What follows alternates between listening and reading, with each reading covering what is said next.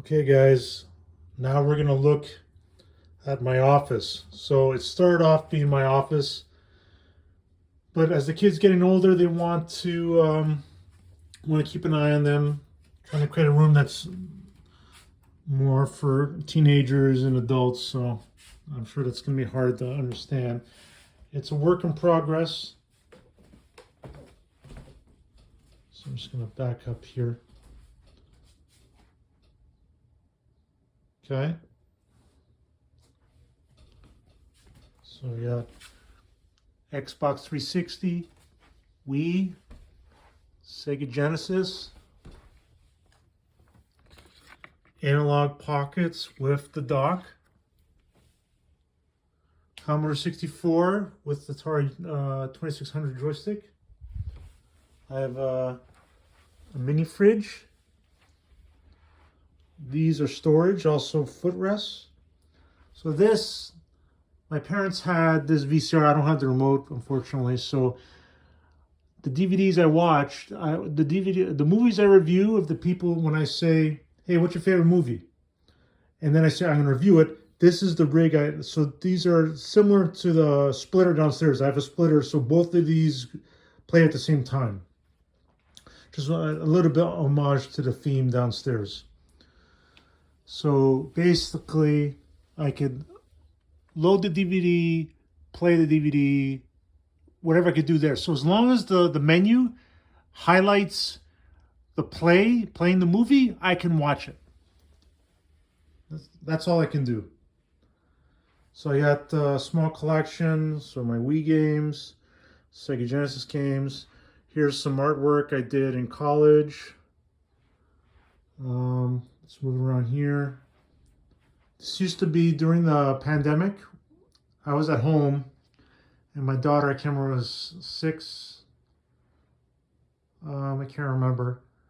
But this used to be her at home. We converted it to a classroom. So that's the remnants of that. But I've taken over since. So yeah, that's a quick review of the room. I'll show you. This is my desk.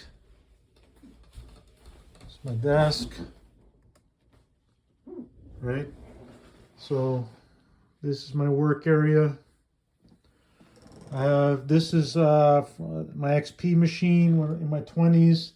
That's connected to that monitor, but I just preserving it. I loaded it up to kind of clean it up and bring back the nostalgia of my college projects and all that, because they're all stored on there. Over here, this was my Windows 10 rig. This cost me $7,000.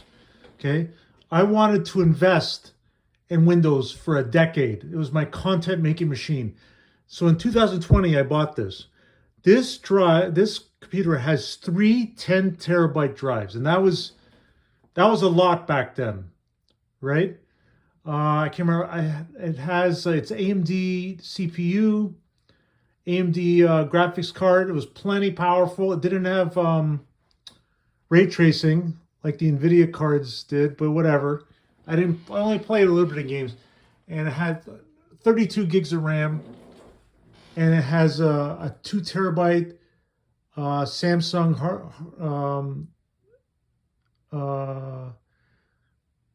drive, and I forget the name. I forget the name of the NIM. I can't remember, but it's the little ones, right? I can't remember what else. So ever since Microsoft said so, the reason why I invested in this because Microsoft said this is the last version of Windows. I was like, beautiful. So now I can invest safely knowing that they're not going to fuck it up. And what did Microsoft do? They fucked it up. Oh, Windows 11 now. Oh, but all right, I guess Windows 11, that pisses me off. But it's like, okay, I guess I'll update to Windows 11. Oh, I'm sorry, your rig is not compatible with Windows 11. It's like, how the fuck is a $7,000 rig, nearly new, a couple of years old, not compatible? So I bought my my in-laws a laptop for $300, compatible, right? Because it was around the time that was Windows ready. But my rate says, you know what? Fuck you. So now it's a time capsule. There's no internet. This will be an offline computer for the rest of its life. And it's just preserving all the project files that I worked on from all my websites. I have 4 websites total. Almost 3 of them were entirely, and all the videos, all the content was for this rig. But this is just going to be preserved just like this one. But this one's plugged in, but no internet. I'm never connecting this to internet, ever. This is my son's first console. I'm sure a lot of you will be familiar with this. So, and they're hooked up to the speakers. See a little, it's only mono, but better than nothing.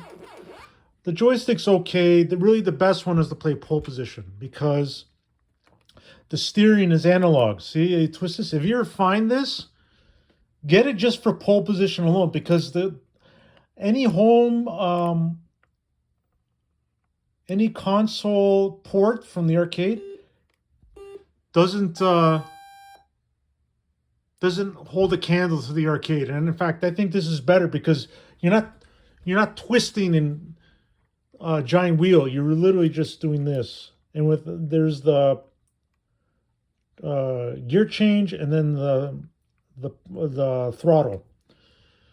So there's that. Let me turn this off.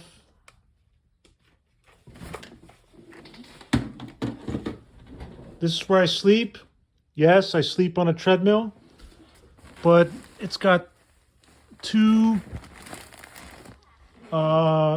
crib mattresses.